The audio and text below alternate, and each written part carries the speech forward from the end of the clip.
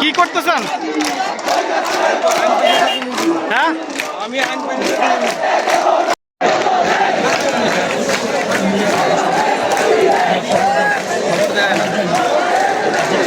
সবাই বসে পড়ো, সবাই বসে পড়ুন, সবাই আন্দোলন চালিয়ে থেকে যাননি আপনারা।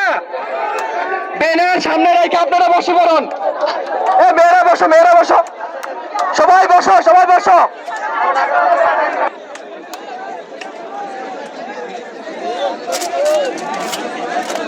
আমরা আন্দোলন চালিয়ে দিতে